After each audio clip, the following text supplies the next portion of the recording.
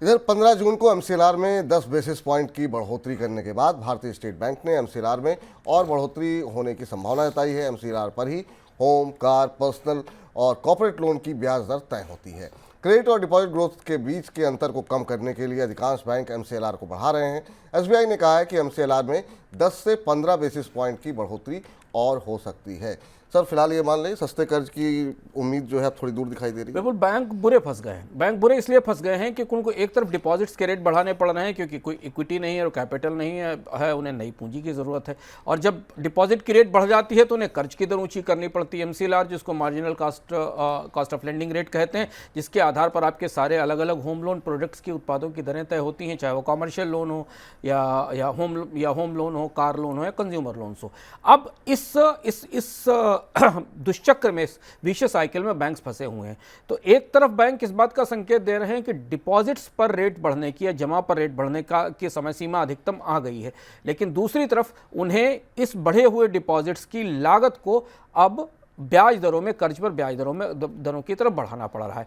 और ये साइकिल जब तक नहीं टूटेगा तब तक जो सवाल आपने पूछा कि ब्याज दरों में कमी होगी, उसकी संभावना सीमित दिखाई दे रही है, क्योंकि बैंकों की कॉस्ट ऑफ फंड लगातार बढ़ रही है। और जिस दर पर वो इस समय डिपॉजिट जुटा रहे हैं, और अगर वो टाइम डिपॉजिट हैं, 2 साल या 3 साल के भी टाइम डिपॉजिट्स हैं, तो 2 साल से 3 साल तक तो उनको उसी कॉस्ट पर सर्विस करना होगा, उसी पर ब्याज दर देना होगा। और इसीलिए ये माना जा रहा है कि भारत में ब्याज दरों में कमी की प्रक्रिया में और ज़्यादा देरी हो सकती है। इधर साइबर हमले लगातार बढ़ रहे हैं।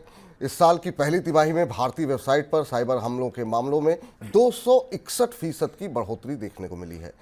पावर कंपनियों पर होने वाले हमले 500 गुना तक बढ़े हैं।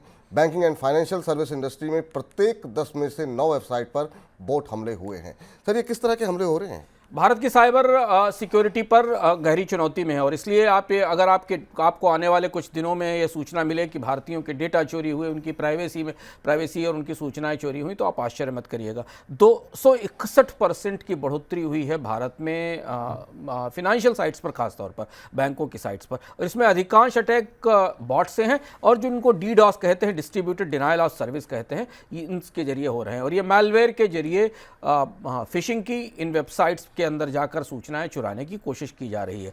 पूरी दुनिया में साइबर अटैक्स में बढ़ोतरी की दर इस दौरान केवल 76% रही, 76% रही, पर भारत में 261% बढ़ोतरी हुई है। और इसका संकेत आपके लिए है कि आप जो मोबाइल फ़ोन इस्तेमाल कर रहे हैं उसमें जितनी भी सुरक्षा आप अधिकतम कर सकें, वेबसाइट्स की सर्च में, जाने में, प्रतिबंधित वेबसाइट्स के इस्तेमाल से रुकने में, वो सब कुछ करें, क्योंकि भारत के साइबर सिक्योरिटी स्ट्रक्चर में, साइबर ढांचे में अभी इतनी ज़्यादा खामियां और इतनी ज़्यादा कमजोरियां हैं कि प्राइवेसी के खतरे या डेटा चोरी के खतरे लगातार बने हुए हैं।